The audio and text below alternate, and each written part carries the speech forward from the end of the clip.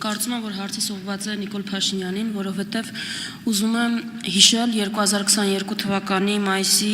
ողբերգական դեպքերից մեկը, երբ ձեր Շարասյունը վրայերթի ենթարկեց հղի կնոջը Սոնա Մնացականյանին, ու 3 տարի անց այդ ողբերգական դեպքից գիտեք մենք ինչ ունենք։ Մենք ունենք անընդհատ ձգձգվող դատավարություն, ունենք անհետացած ապացույցներ, ունենք մի իրավիճակ, երբ որ որևէ մեկը մի օր, մի րոպե անգամ պատասխանատվություն չի կրել, անգամ աշխատանքից չեն ազատվել այդ մարդիկ, բոլորը իրենց տեղում են, կարծես որևէ բան էլ չի եղել, ու այս ֆոնին այնքան է այս ամեն ինչը ձգձգվել, որ օրինակ Սոնա Մնացականյանի հայրը արդեն սիրտանոթային խնդիրներ ունի, վերջին նիստին, որ անցած շաբաթ տեղի ունեցել, հորեղբայրը կաթված է ստացել։ Ես ուզում եմ ուղղակի հասկանալ, որևէ մեկը կարի տրամաբանական բացատրություն ներկայացնի հոդաբաշխ, ո՞նց է ստացվում այնպես, որ երբ հարցը օրինակ վերաբերում է որևէ ՔՊԱ-կանի, երբ հարցը վերաբերում է օրինակ ձեր ուղղությամբ Խնձոր Նետածին կամ չգիտեմ Զանվել Վարդանյանին օրինակ, միանգամից րոպեներ է տևում մարդկանց հայտնաբերելը, սովորաբար կալանավորելը ու պատիժը։ Այդ րոպեների հարց է ձեր համար։ Երբ հարցը վերաբերում է այսպիսի դեպքերին, որ պատասխանատվությունը ձեզ է վերաբերում,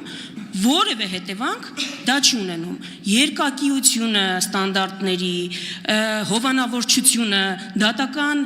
գործերի միջամտությունը, էլ ո՞նց է լինում, պոզով պոչով է լինում։ Հարցին կպատասխանի Հայաստանի Հանրապետության վարչապետ Նիկոլ Փաշինյանը։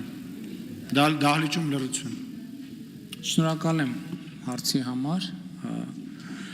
Երբ որ դուք հարց տալիս էիք, որ ասում եք, որ մեր դեպքում դատական համակարգը լրիվ ուրիշ կերպ է գործում, արտաքին գործերի նախարարը հետևից ասես լուրջ եք ասում, որովհետև եւ իր դեմ մահապորցի գործով միջև այսօր որևէ մեկը դատապարտված չի։ Ես կարող եմ բերել իմ անձնական օրինակը, որ ենթադրենք մի շարք աղմկահարույց դեպքերով դատական համակարգում, այդ թվում Սյունիքի մարզում տեղի ունեցած միջադեպերով իմ դեմ գործողություններ արած անձանց նկատմամբ հենց անհասկանալի որոշումներ են կայացվել, որը ուղղակի ոչ մի մեկնաբանության չի տրվում։ Էլ չեմ ասում, ես տեսնում եմ, որ իշխանության ներկայացուցիչները դատարաններում ինչ-որ հայցերա, որ պարտվում են։ Գալիս ենք ստեղ, ասում եք բռնապետությունը, բանը, դատական համակարգը, մարիոնետային դատական համակարգը, ոնց ուզում եք, մեկ է գնում ենք լուրերը կարդալու, տեսնում ենք մեր խմբակցության падգամավորը դատական գործընթացը պարտվել է, մեկը պարտվել է, մեկը այդ ոնց է։ Երկրորդը ձեր նշած կոնկրետ դեպքին։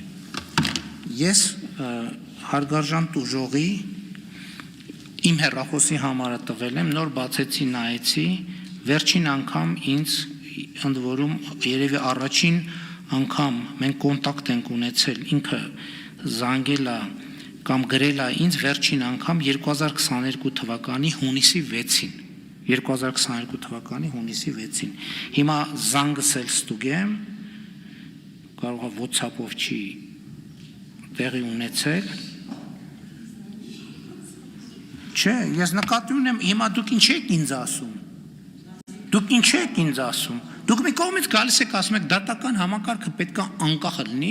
դուք ունեք հիմք, որ ես որևէ միջամտություն եմ արել գործին, կամ տուժող կողմը ունի հիմք, որ ես որևէ միջամտություն եմ արել գործին։ Ես ասում եմ բացառված է, չի կարա բնության մեջ այդպիսի հիմնավորում եւ ապացույց լինի։ Պարզապես չի կարա դա գոյություն ունենա։ Չի կարող, ասենք ինչ լաբորատոր հետազոտություն ուզում են անեն։ Այսինքն ես ուզում եմ մենք հասկանանք, եթե մենք դատական միջամտություն անողը լինեինք, մեր գործերով կանեինք այդ դատական միջամտությունը։ Եթե անողը լինեինք, բայց ես որ ասում եմ այդ խայտարակ միջադեպերով մարդիկ իրենց համար ազատ պտտվում են, այդ ինչի մասին է վկայում։ Այդ վկայում է, որ ես այդ գործից հետո մի անգամ հեռախոսը չեմ վերցրել, մեկի մի բան չեմ հարցրել։ Արդյունքում ստացվել է խայտարակ բան, ես ուղիղ եմ ասում եւ ասել եմ առիթով, որ սա խայտարակություն է, խայտարակություն։ Բայց մյուս կողմից դա ամենաուղղակի ապացույցն է, որ ոչ մի անգամ հեռախոսը չեմ վերցրել եւ որևէ հրահանգ չեմ տվել։ Լավ եմ արել, թե վատ եմ արել։ Լավ եմ արել։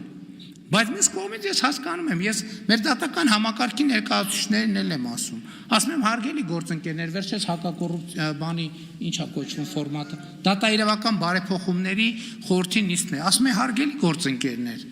ես հասկանում եմ ամբողջը դատական համակարգը էս ունեն պրոբլեմ, բայց կներեք, ոչ մեկ ձեզ փողոցում չի ասում, այս մեկին ինչի բռնեցիք, այն մեկին ինչի բաստողեցիք, այն մեկը ինչի դատված, այն մեկը ինչի դատված չի, ոչ մեկի, որովհետև հանրությունը ոչ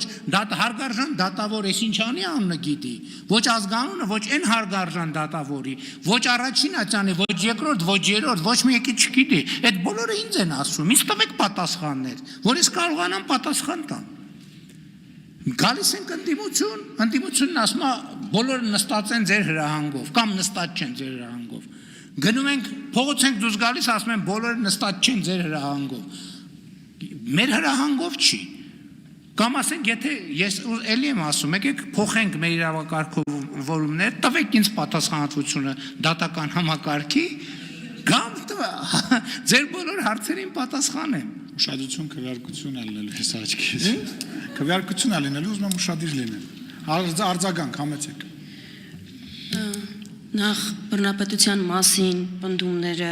կամ որ դուք հեռախոսը վերցնում եւ զանգում եք, այդ պնդումները գալիս են փաստերից, օդից չեն գալիս են համացանցում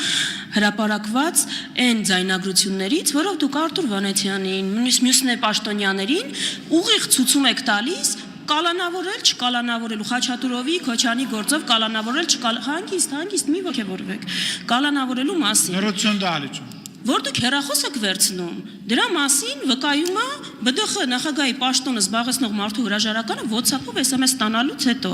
օդից չեն գալիս։ Եվ երկրորդը հղի կին է մահացել։ Կա քաղաքական պատասխանատվություն ու այո իրավական, երբ որ ձեր դատական համակարգին դուր չի գալիս այն ինչ որ կատարվում է, ԲԴԽ-ն տեսանյութեր է նկարում, որ նիստերը իրանց ուզած հերթաբանով չեն դնում, արագությամբ չեն դնում, այս դեպքում ինչ որ տեսանյութեր չեն նկարահանվել, եւ երկրորդը կրկնում եմ, ոչինչ տեղի չի ունեցել, որևէ մեկը քաղաքական, բարոյական, որևէ պատասխանատվության չի ենթարկել, նորմալ է։ Ես չգիտեմ, դուք ինչ նկատի ունեք բարոյական պատասխանատվություն ասելով։ Լսեք, կա պետության մեջ կան մեխանիզմներ, պատասխանատվություններ որոշելու։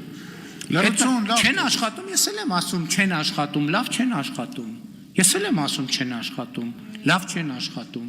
Եվ ի՞նչն է ճանապարհը։ Գերանդին առնենք ընկնենք սրա նրա հետևից, ճանապարհն է նա, որ բարեփոխումների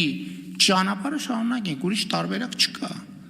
Բա գիտեք ինչ, եթե ձեզ թվում է, որ դուք Հայաստանի դատա իրավական համակարգի խնդիրները բավարար չափով գիտեք, ես ձեզ հավաստիացնում եմ, որ դուք չգիտեք։ Ես բավարարին մի քիչ մոտիկ, շատ հեռու, բայց շատ ավելի մոտիկ գիտեմ Հայաստանի դատական համակարգի խնդիրները։ Բայց էլի եմ ասում, այդ հարցերը հիմա կարող է նույն տեղը ձայն տանք պարոն Միրզոյանին, պարոն Միրզոյանը կարող է ամենայն անկեղծությամբ կարող այդ նույն հարցերը բարձրացնի։ Մենք էլ ենք բարձրացնում, բայց մենք մեզ զսպում ենք, ասում ենք, հա լավ մի րոպե, այնուամենայնիվ հավասարակշռությունները պետք չի կորցնել, որովհետև իշխանության բաժանման սկզբունքը պետք է պահել։ Դատարանի անկախության սկզբունքը պետք է պահել։ Եվ հետևաբար ձեր հարցը ինձ ուղղված չի։